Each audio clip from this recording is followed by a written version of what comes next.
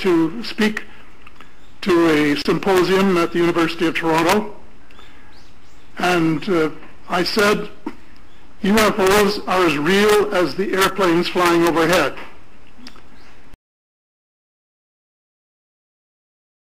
On Earth at this present time, and at least two of them probably working with the United States government.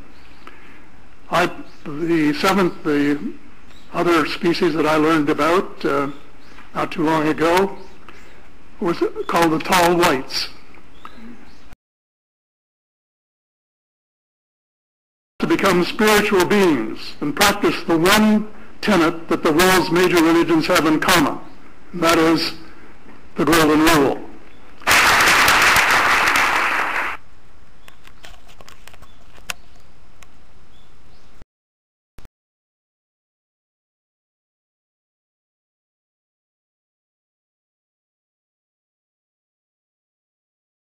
Savoir que ceux qui nous observent de loin sont inquiets. J'ai vu et entendu et écouté plusieurs des dirigeants d'autres planètes. Ils sont très inquiets parce qu'ils s'interrogent sur la voie que l'Union européenne va poursuivre. Et donc il faut rassurer et les Européens et ceux qui nous observent de plus loin.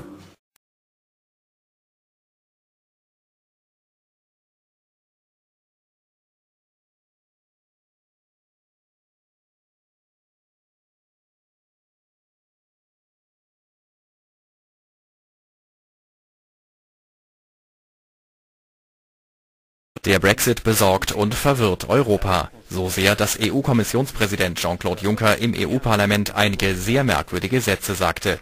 Die sorgen jetzt für Aufsehen. Auf Französisch klingen sie so. Il faut savoir que ceux qui nous observent de loin sont inquiets. J'ai vu et entendu et écouté plusieurs des dirigeants d'autres planètes. Ils sont très inquiets parce qu'ils s'interrogent sur la voie que l'Union européenne va poursuivre. Et donc il faut rassurer et les Européens et ceux qui nous observent de plus loin. Übersetzt sagt Juncker hier, Sie müssen wissen, dass jene, die uns von weitem beobachten, beunruhigt sind. Ich habe gesehen und gehört, dass Führer anderer Planeten beunruhigt sind, weil sie sich dafür interessieren, welchen Weg die Europäische Union künftig einschlagen wird. Und deshalb sollten wir die Europäer und jene, die uns von außen beobachten, beruhigen. Kurios, im offiziellen Transkript der Rede fehlt genau die Stelle, an der Juncker von den Führern anderer Planeten redet. Französische Medien spekulieren nun, dass Juncker sich schlicht versprochen habe und die anderen Führer unseres Planeten meinte. Denn dass der EU-Kommissionspräsident an Außerirdische glaubt und das auch noch offiziell sagt, diese Geschichte scheint selbst in Brexit-Zeiten doch unglaubwürdig.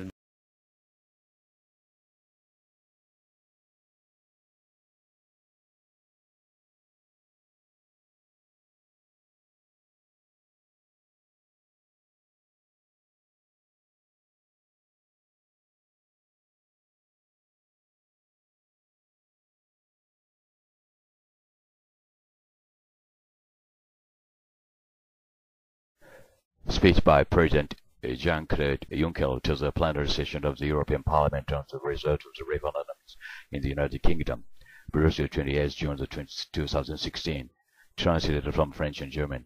Mr. President, Madam Chair of the Council, honorable members, Mr. President, the Parliament is about to discuss the future of Europe and place the United Kingdom within Europe and the European Union. I had a lot of meeting this morning, but I decided to come to European Parliament because I believe that today, right now, my place is here as the heart of democracy. Our British friends have spoken by universal suffrage. The expression of will and political majority has to be respected by all. Democracy is democracy, and we must respect British democracy, and we view that has been expressed. The choice of the British people must be respected. European expression there was and consequences there are. So I'm asking for clarification, not immediately, because the British system is more complicated than one might think. But as soon as possible, there was a vote. Now there is hesitation. Lord Head, my friend, my brother, has drawn to his conclusions. He is a true democrat. I would like to others to draw the conclusion of the expression of the British popular will. I will read and heard the President of the parliamentary groups with a few expressions have responded with emotion to the result of the British referendum. Indeed, Europe is more than just a matter of the head. Yes, we must remain rational. But when we are sad, we should be allowed to say so much. I'm saddened by British vote and I make no secret of it. This isn't sentimentality. It is my profound conviction. I would have liked the United Kingdom to stay forever by our side. With us, it has decided otherwise. We must accept the consequences. The Prime Minister, whom I will be seeing later this morning, remains.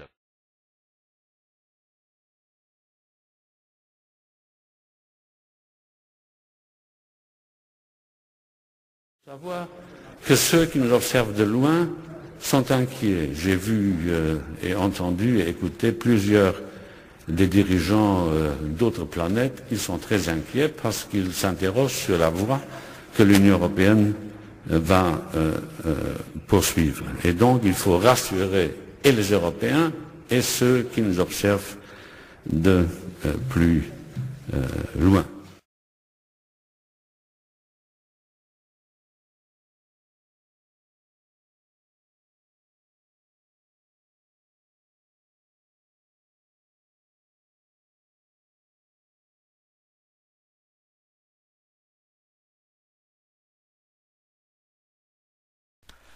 Hello, this is Hiroshi Hayashi, Hamamatsu, Japan. This is a sort of interview program of Home Pope Hellyer, the former Prime Minister of Defense and Force in Canada. And he said, alien life forms present among us. This is the story about it with my translation. Thank you very much. It's great to have you with us on our show. Why do you say that UFOs are as real as the airplanes flying over our heads? Well, because I know that they are. They've been, as a matter of fact, they've been visiting our planet for thousands of years. And one of the cases that would interest you most, if you give me 2 or 3 minutes to answer, is during the Cold War, 1961, there were about 50 UFOs in formation flying south from Russia to across Europe, and the Supreme Allied Commander was very concerned and about ready to press the panic button when they turned around and went back over the North Pole. They decided to do an investigation, and they investigated for 3 years, and they decided that with absolute certainty that 4 different species at least, had been visiting this planet for thousands of years.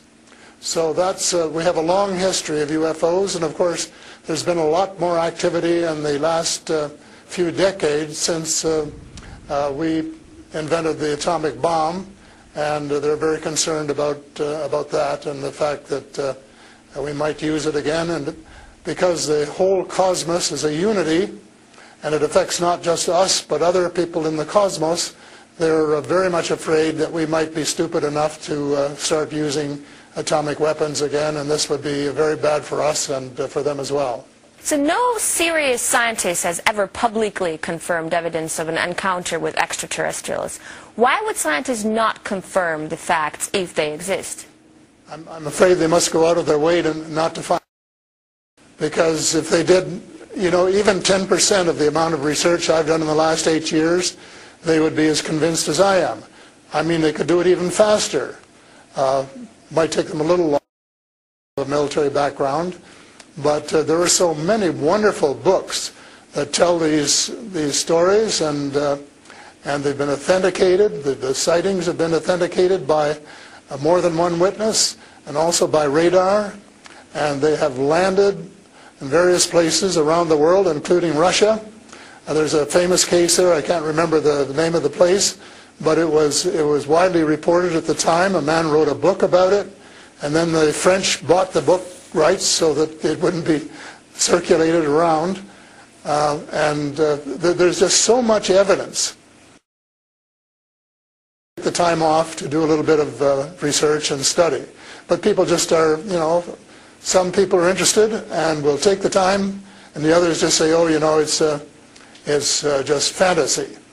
But since I've been public on this subject, I get, probably 3 or 4 emails a week from all over the world, from people who have actually witnessed sightings, and some of them who have actually been on the ships, and some of them who have actually been transported to another planet. And so this information is not, you know, it is top secret in a way that the governments aren't talking about it. But if you listen to the whistleblowers and the people who have worked in the industry and who know what is going on, there is just a lot of information out there, and it doesn't take very long to get your hands on it. But see, the problem is that some people who report UFO sightings and alien abductions have been shown to make things up, and to make things up to be famous, to make money, or just for a prank. How do we tell fiction from a fact? Well, you have to spend a lot of time trying to find, we used to say, separating the wheat from the chaff, and it takes a lot of effort. When I was minister, I got sighting reports, and when we checked them out, about 80%, about 8 out of 10, were not real. There were sights of Venus or plasma or, you know, a dozen other things, but there were 15 or 20% for which there was no explanation, and they were the genuine unidentified flying objects. These things go way back. One of the conferences I went to was in Las Vegas, was promoted by a chap who had written a book about crashes. And there were dozens and dozens and dozens of them, and many of them very, very well authenticated, so that it would be impossible to read all of that evidence and not to come to the conclusion that these vehicles were real. Have you ever had your own encounter? Not an encounter with aliens, no. I have seen a UFO about 120 miles north of Toronto over Lake Muskoka, where I have a cottage. And 2 years ago, last Canadian Thanksgiving, which is October, my wife decided she wanted to go out and look at the stars. So I'm not much of a night man, but I put on my cap and went out with her. And she looked into the eastern sky and said, "There's a star." And I turned around the other way and I said, "Oh, there's a much brighter one over here." And she looked, and it was. And we watched it until our necks almost broke for about 20 minutes. And it was definitely a UFO, because it could change position in the sky by 3 or 4 degrees in 3 or 4 seconds. And I checked out, there were no satellites that could do that. The space station wasn't going by, and it isn't able to move that fast anyway. And there was nothing, no other explanation except that it was the real thing. And 2 days later, I went down on the dock, got a comfortable chair, and watched it came back almost to the same spot and entertained me for as long as I could take it. And then I went back to the cottage. But it was very interesting, because it would drop down in the sky, and then it would roar back up, and then it would shift across a few degrees and do a circle and come back at a speed which, you know, just astronomical speeds. As you know, they travel very, very fast. So does it just look like a falling star that falls really quickly and then rises again? What does it look like? Well, it just looked like a star. It just looks like a star. Right. And I don't know if you're a person who has ever read the Bible or not, but I think the Star of Bethlehem is God's flying saucers. Mm-hmm. But you also tell me that people write you emails, 3 to 5 emails a week, and they've actually been abducted, or they have encounters with the aliens. Do they actually tell you what these aliens look like? I mean, you know, everyone's interested. How would I know if I see an alien and if he abducts me? Well, the first question you have to ask is, how many species are there? And I used to think there were, you know, between 2 and 12. And Apollo astronaut Edgar Mitchell, who came to Toronto a few years ago and had dinner with us, agreed there was somewhere between 2 and 12. But the latest reports that I've been getting from various sources are that there are about 80 different species. And some of them look just like us, and they could walk down the street and you wouldn't know if you ran, walk past one. And they're what we call the Nordic blondes, and also the tall whites, who were actually working with the United States Air Force in Nevada.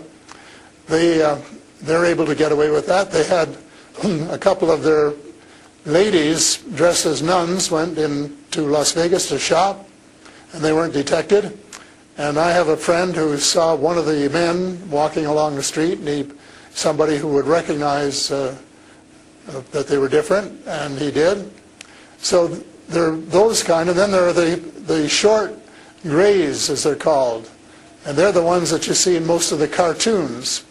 They have very, very slim arms and legs, and they're very short, just a little over 5 feet, and they have a great big torso and a great big head and great big brown eyes. But they're different species, so you have to know that they're different species, and it's and know that they're all different. Mm-hmm. So if you saw the short gray, if you saw the short grays, you'd certainly know that there was something up that you'd never seen before. But if you saw one of the Nordic blondes, why, you'd probably say, "Oh, I wonder if she's from Denmark or somewhere, So this species that you're describing, are they all different in terms of nice and mean? Are some of them nice and benevolent? Are others nasty? Or how are they? Are they good to people on Earth, or are they here to harm them? Well, it's a difficult question to answer because they have different agendas. And maybe all of us on Earth should have the same agenda, but you couldn't say maybe that Russia and China and the United States all had the same agenda at every turn, because they don't. And I would say that nearly all are benign, they're benevolent, they want to help us. There may be one or two species which do not. And that's one of the things I'm investigating at the moment, is to see who they are and what they're up to and what their agendas really are. All right, we're talking to Paul Hellyer, former Canadian Minister of Defense, who says extraterrestrial life forms exist and are present on Earth. We'll talk more about what they are and why they're here after a short break. Stay with us. And we're back with Paul Hellyer, former Canadian Minister of Defense, to talk about extraterrestrial life forms. Great to have you back. So these extraterrestrial creatures, where did they come from and how did they get here to Earth? They come from various places. For a long while, I only knew about ones who came from different star systems.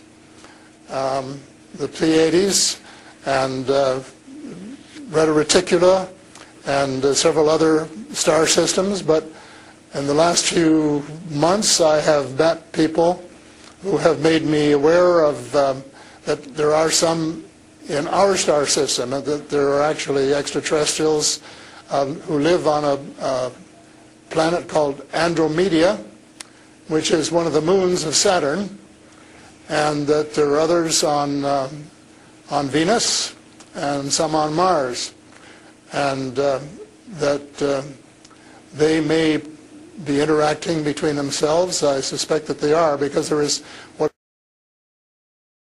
of these people, and they have rules. For example, one of the rules is that they don't interfere in our affairs unless they're invited to, and that's one of the reasons probably that we haven't seen more of them until very recently. And so but what do you mean? There are a lot of people who want to interact with them. There are a lot of people who actually want to see them and know who they are. What, they need a special invitation to interact with us? What does it mean? They don't want to interfere into our affairs. They want to tell us how to run our affairs. They have accepted the fact this is our planet and that we have the right to run it. But they're very, very concerned. They don't think we're good stewards of our planet.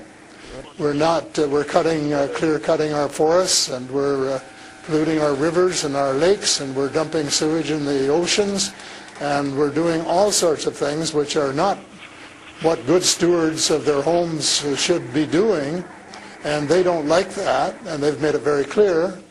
And as a matter of fact, they have given us a warning.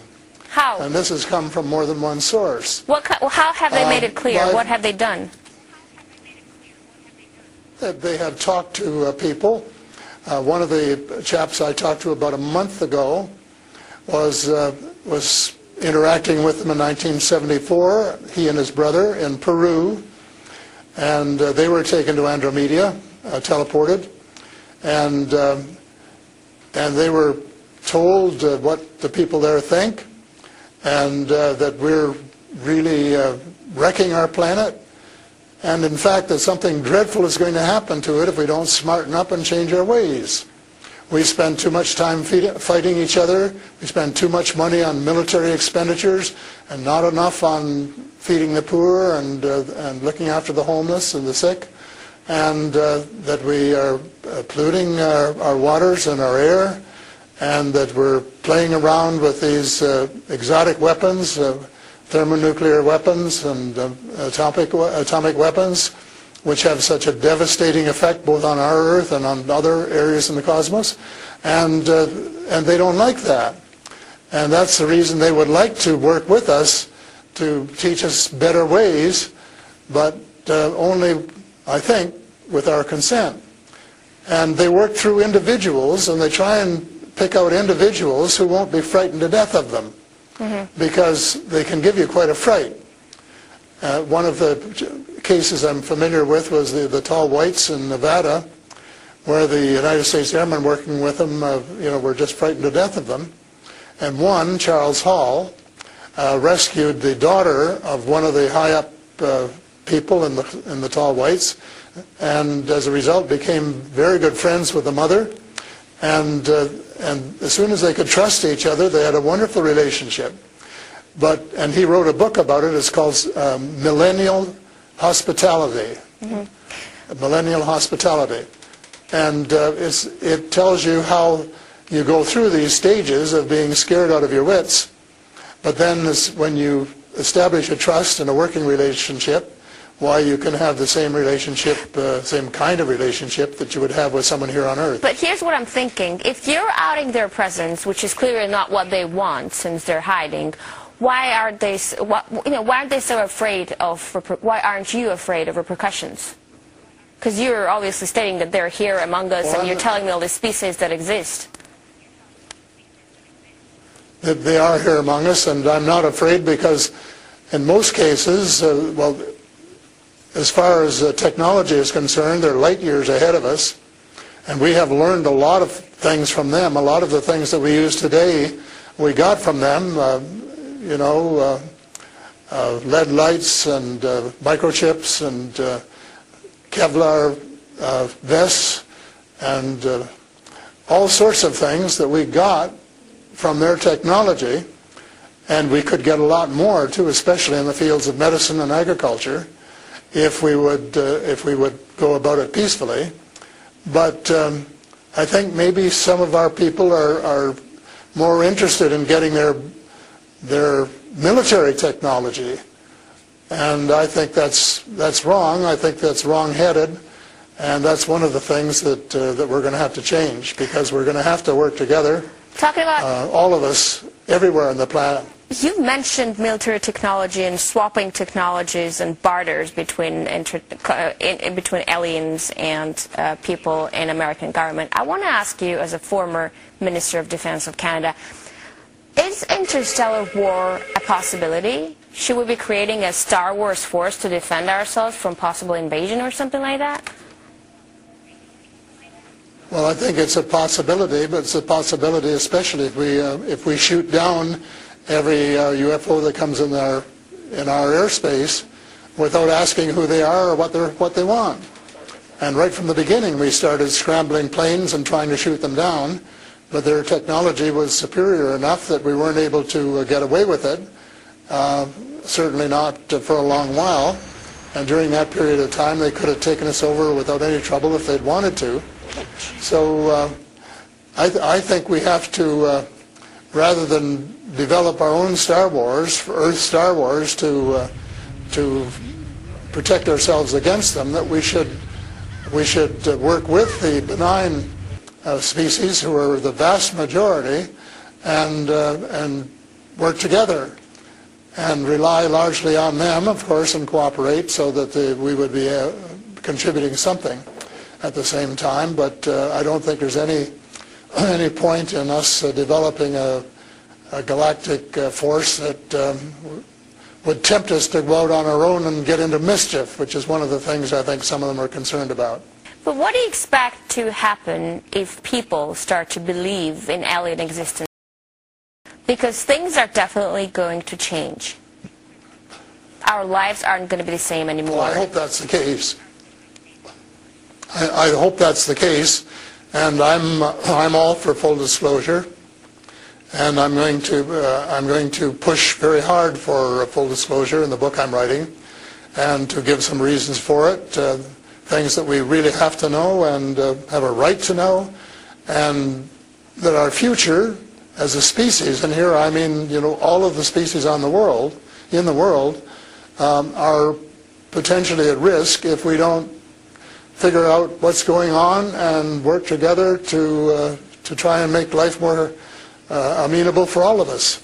But it's and to work with our neighbors from other planets as well. But still, like, I'm thinking to myself, if they've been here for such a long time, as you say, and they're interested in helping humanity, as you say, why is our world such a mess? I mean, if you want to help someone, you just help someone. You don't wait for someone to invite you to help that someone, no? Well, you know, it's something that I think parents can sometimes say to their children, this is what you should do. But that doesn't mean the children are going to do it, does it? Because the cosmos is based on free choice.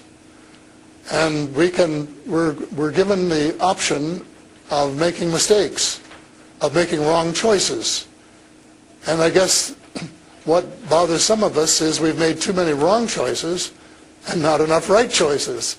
So we're going to have to start switching our priorities and stop spending so much time and effort and weapons to kill each other or to dominate each other, and spending a lot more time on how to help each other to have a better society and life which is healthier, and where the health care is better, and where the food distribution is better, and where the air is cleaner and the water is cleaner, and all of those things that are waiting to be done if we just get together and row, as we say, rowboat, row in the right direction, the same direction. And it's possible, but it's a tall order, and so far we haven't done it. My thesis will be that we have to do it, and we have to start doing it right away. Thank you so much for this interesting interview and insight on extraterrestrial life. That was Paul Hellyer, former Canadian Minister of Defense, who says aliens exist and live among us on Earth. That's all the time we have for today. I will see you in the next edition of Sophie Info.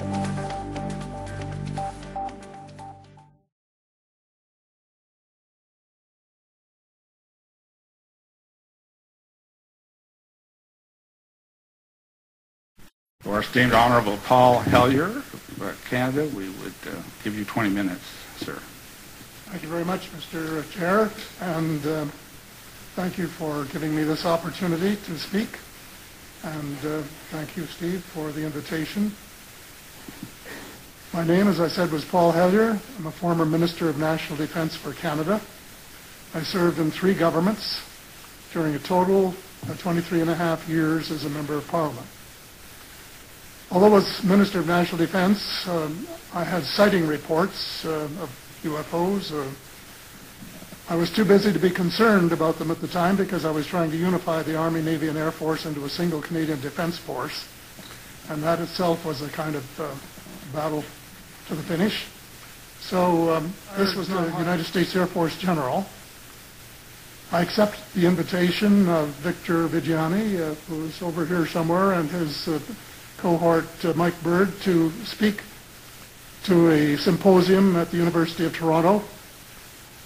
And I said, UFOs are as real as the airplanes flying overhead. That gave me the dubious distinction of being the first person of cabinet rank in the G8. The document was prepared, which concluded that at least 4 species had been visiting Earth for thousands of years. And this is my own view at this stage as well.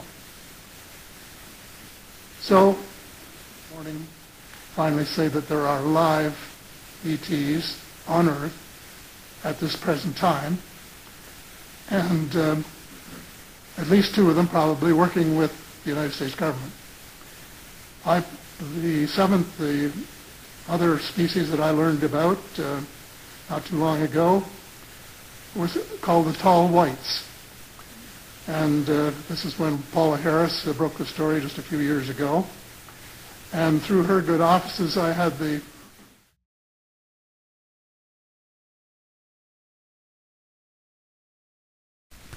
Cosmonaut Viktor Anashev commented on a UFO sighting that occurred while en route to the Salyut 6 space station in April of 1979 as follows. It followed us during half of our orbit. We observed it on the light side, and when we entered the shadow side, it disappeared completely. It was an engineered structure made from some type of metal approximately 40 meters long with inner hulls. The object was narrow here and wider here, and inside there were openings. Some places had projections like small wings. The object stayed very close to us. We photographed it, and our photos showed it to be 23 to 28 meters away. 宇宙飛行士ビクトル・アファナシェフは1979年4月ソリュート6号宇宙船へ行く途中 UFO の目撃について次のようにコメントしている。それは私たちが周回する約半分の間、私たちについてきました。私たちはそれを昼の間に見ました。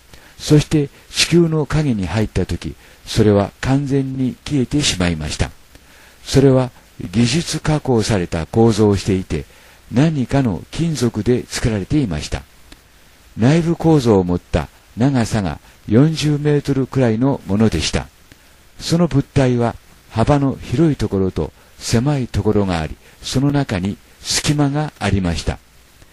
いくつかの場所には翼のような突起物がありました。その物体は私たちに大変近づいてきました。私たちは写真によれば23から28メートルの距離からその写真を撮ったことになります。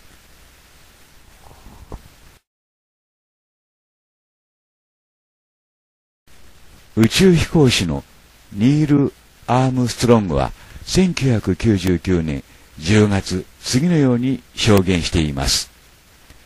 証拠はありませんが、私たちが入手可能な最高の情報による推測によれば、次のような結論に達しています。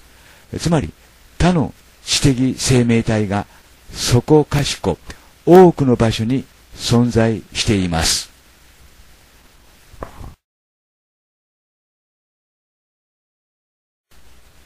同じく宇宙飛行士のスコット・カーペンターは次のように証言しています。宇宙飛行士が宇宙で一人でいたことは一度もありません。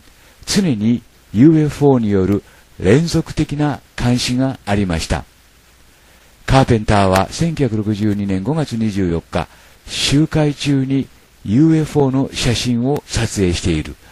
NASA は未だにその写真を公表していない。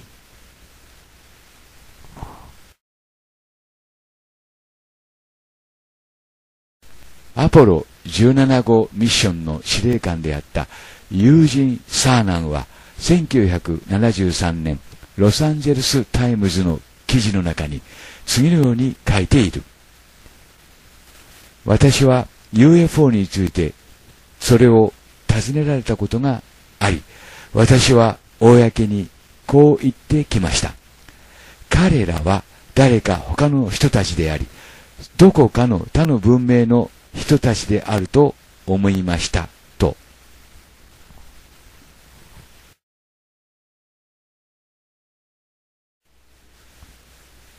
Evidence Aliena, a website in France, writes about the Apollo 13 mission as follows. The questions are so many, but to see these images we can guess and something and certainly take note that up there, surely the Apollo 13 astronauts were not alone. フランスのエビデンザリエナウェブサイトは次のように書いています。アポロ13号ミッションについては疑問は多いが、これらの写真を見たところいろいろ考えられるが、ただ一つはっきりしていることは、そこにいたのはアポロ13号の宇宙船の3人だけではなかったということであると。Hiroshi Hayashi, Hamama City, Japan。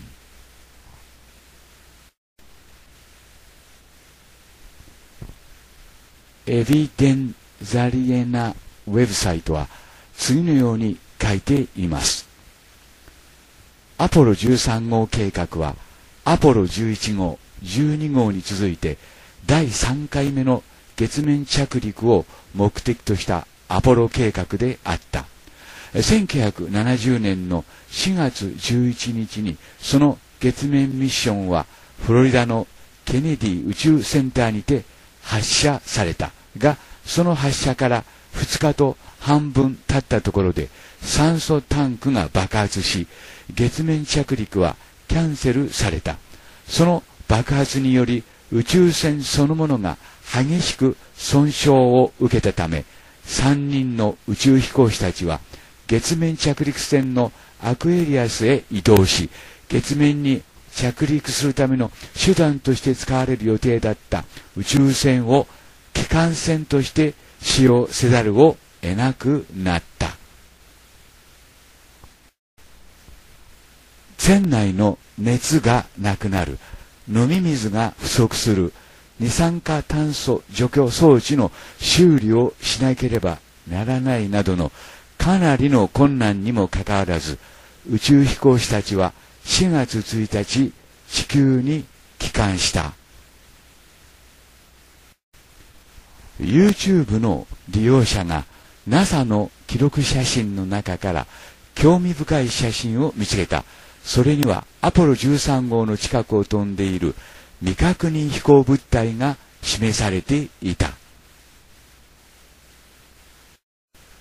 ここにその写真の出どころを明記しておくが、その物体を見るためには明度を上げ画像を明るくする必要がある。以下が NASA の公式画像である。画像8528ストリートキャップ1による撮影写真。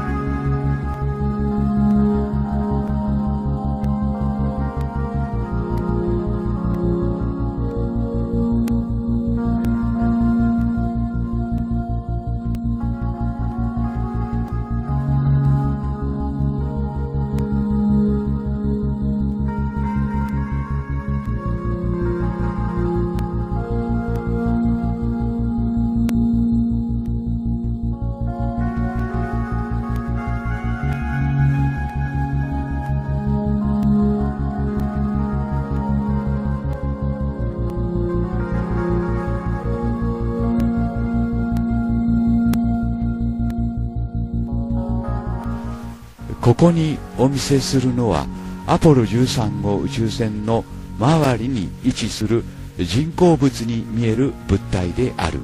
このサイトのスコット・ワリングによれば、エイリアンの宇宙船は何か必要なことがあれば割り込んでくることができる範囲でアポロ13号の近くを飛行しているように見えるとのことである。次の写真の中では、もう一機の光る物体の前面に固体の物体を見ることができる。この物体はアポロ13号に事故を引き起こした謎の物体なのだろうか。アポロ13号の真のミッションは何だったのか。多分誰かによって禁止区域になっていた場所にアポロ13号が着陸を試みていたのではなかったのか。またそれ以来私たち人間はなぜ月面に着陸していないのだろうか。エイリアンの拒否にあったのか。疑問は多いが、これらの写真を見たところいろいろ考えられるが、ただ一つはっきりしていることは、そこにいたのはアポロ13号の宇宙船の3人だけではなかったということである。繰り返します。ただ一つはっきりしていることは、そこにいたのはアポロ13号の宇宙船の3人だけではなかったということである。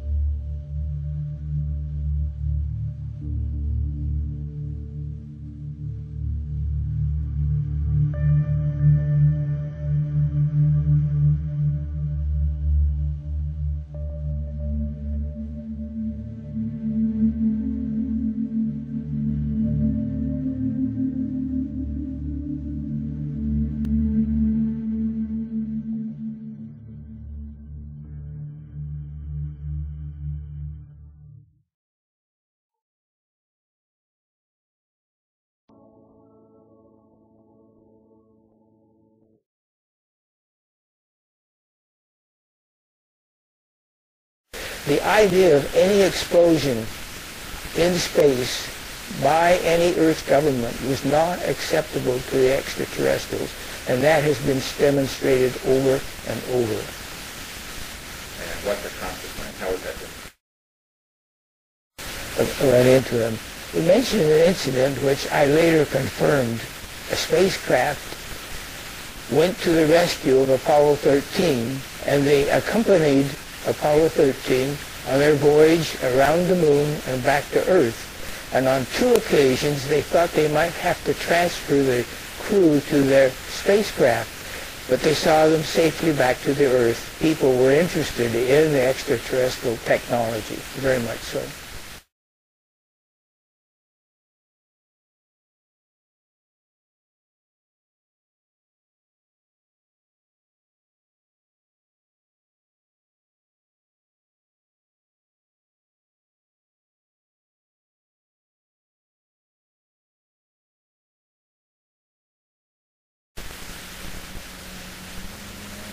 I am Lauren Ross Diedrichsen, Colonel, USA, retired.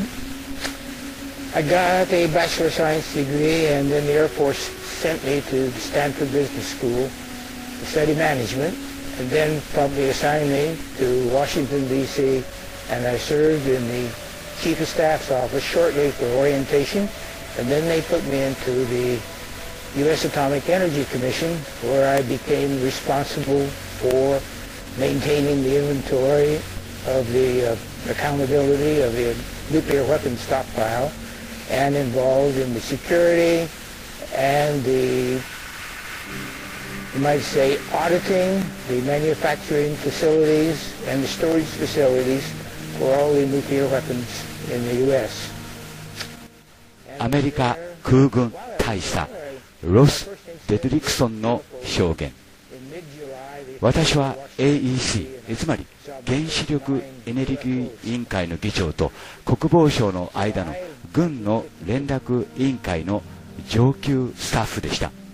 私は陸軍だけではなく海軍、空軍、民間機関のほか CIA や国家安全機関、さらには私が開拓した他の機関の人たちとも知り合いになりました。そうした時代の間、私の職務の一つが核兵器の安全性をチェックするためのすべての核兵器施設を訪問するチームに同行することでした。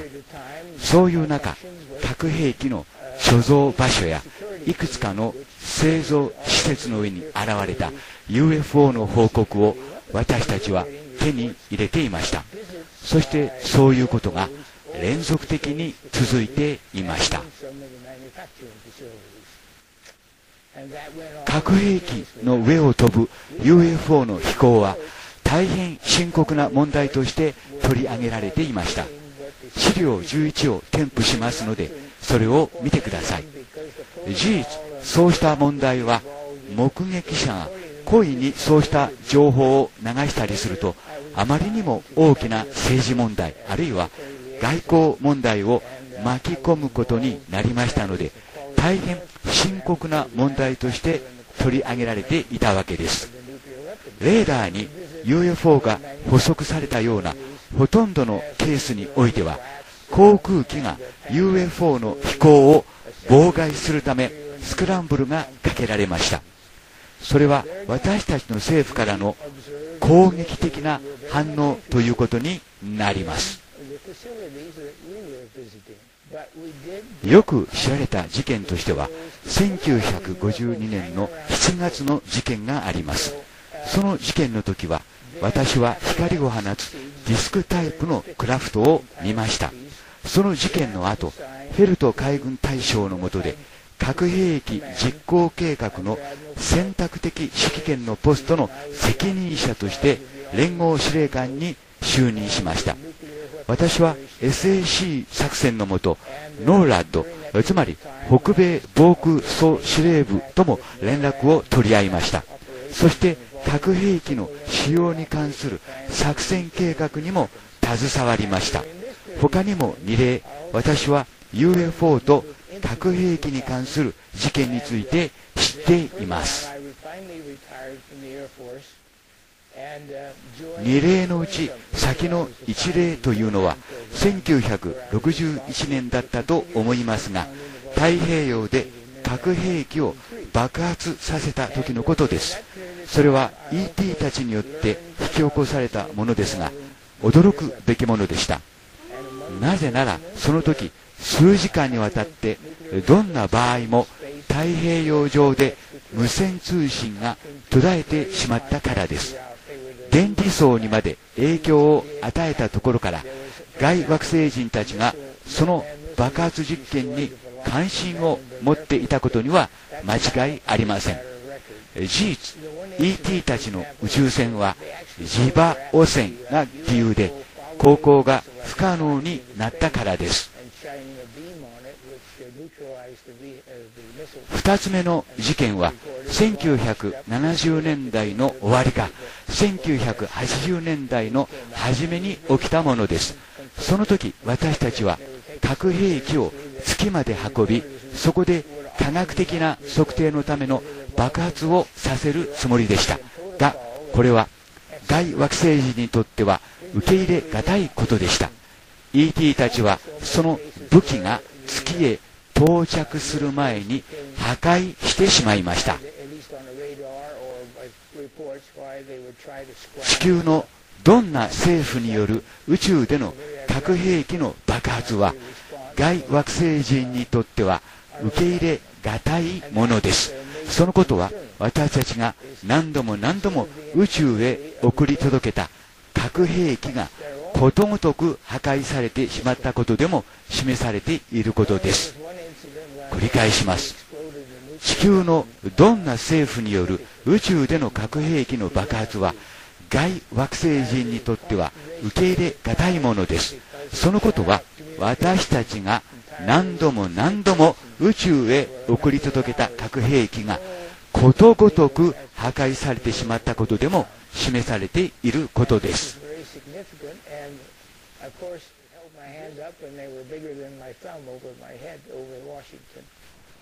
アポロ13号は無事地球に帰還しましたが、その背後には外惑星人たちの協力があったからです。繰り返します。アポロ13号は無事地球に帰還しましたが、その背後には外惑星人たちの協力があったからです。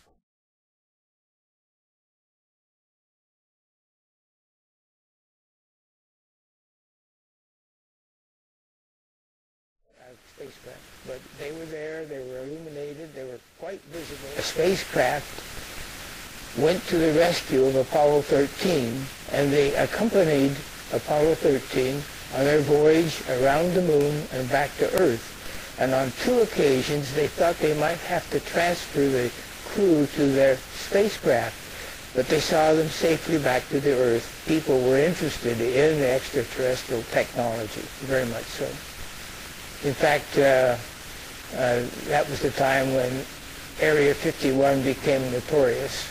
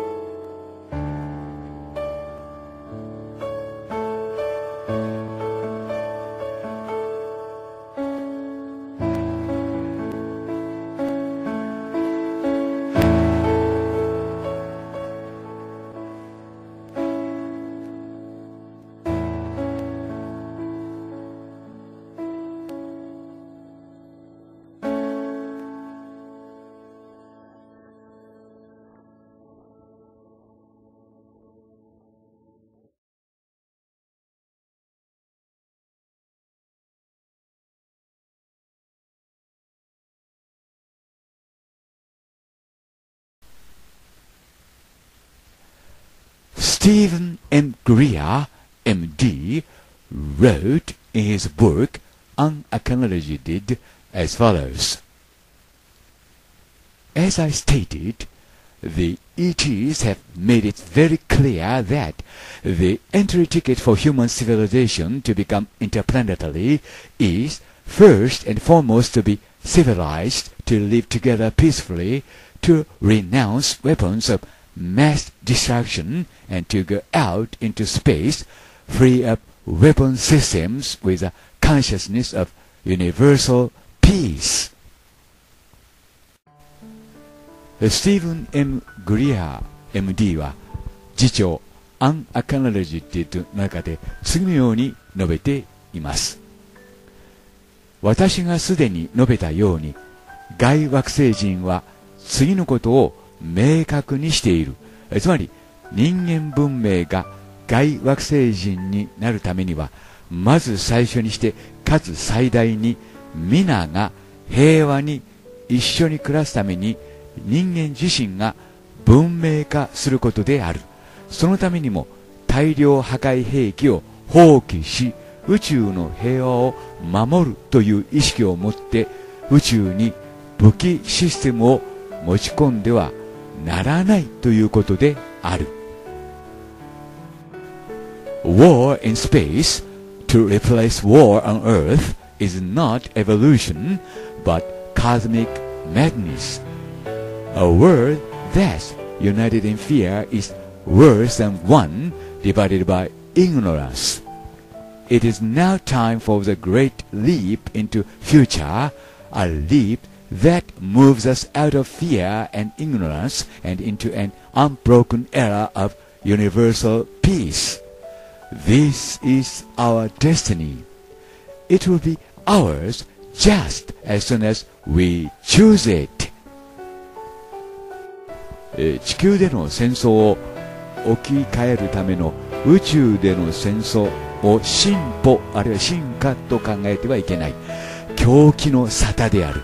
このような恐れに結びついた世界は無知でバラバラになっている個人よりたちが悪い。私たち人類は未来に向かって大きく飛躍する時である。つまり恐れと無知から抜け出て宇宙平和という未体験の時代に突入する。それが私たちが目指すべき運命である。そしてそれは私たちがそれを選択するや否や今すぐ私たちのものとなる。